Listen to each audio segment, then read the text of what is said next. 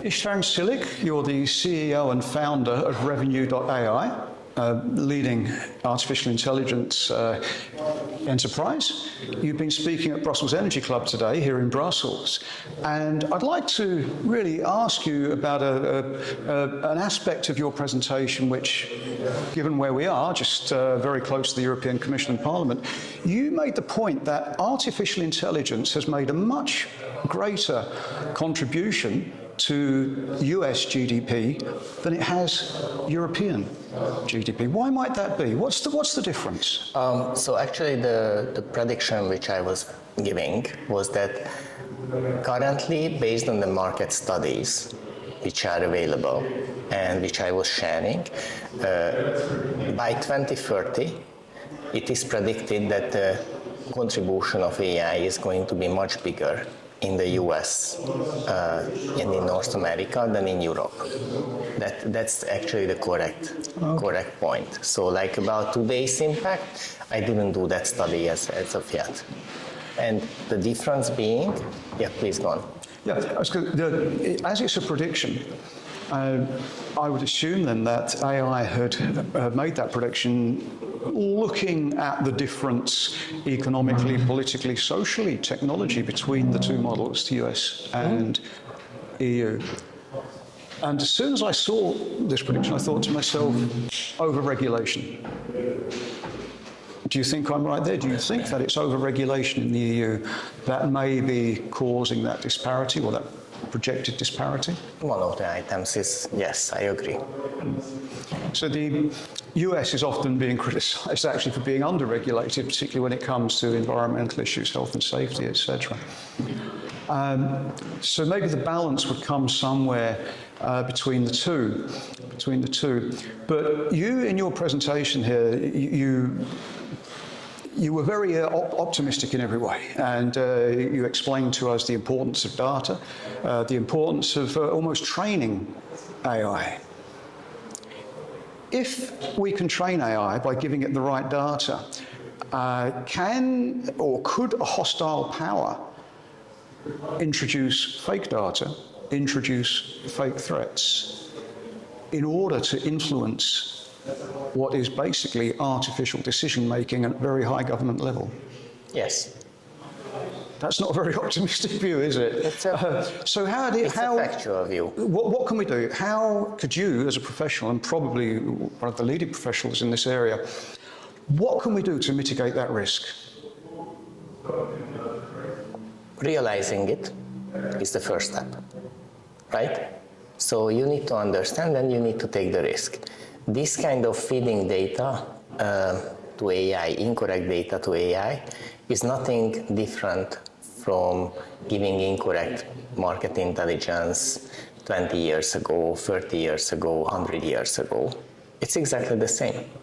So the methods of avoiding it is very similar as well, and the way to handle it and the way to communicate with it, like communicate on it, is very similar as well. So like today there is lots of the conflicts are being resolved on digital level, right?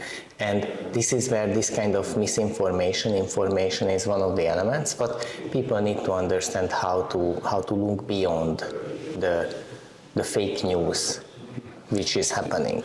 And also over there, right? So like giving incorrect data. So we are not going in the direction of energy trading, right? But in general, so we all heard about these items like deep fakes, for example, and what have you, right? All of this is incorrect data. So if you don't understand that what you are dealing with is incorrect, you can be misled. But anyway, thank you very much for coming here. I use AI a little bit, maybe for half a year or so. It's a big learning experience. I'm getting there now. And I am learning that you do have to kind of educate your AI platform. That's almost like establishing a relationship, isn't it?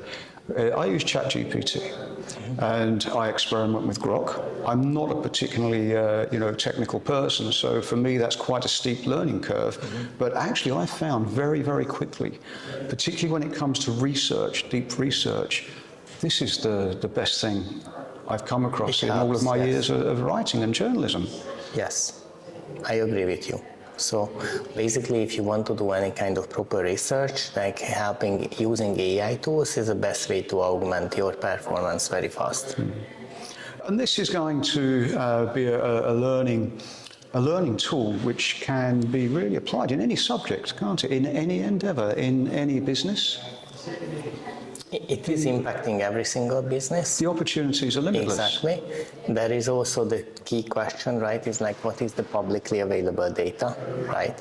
So again, like I believe like using these tools like AI, like Grok, ChatGPT, you need to be aware like what is the data they are using to give you recommendations on what is it that they have access to, right?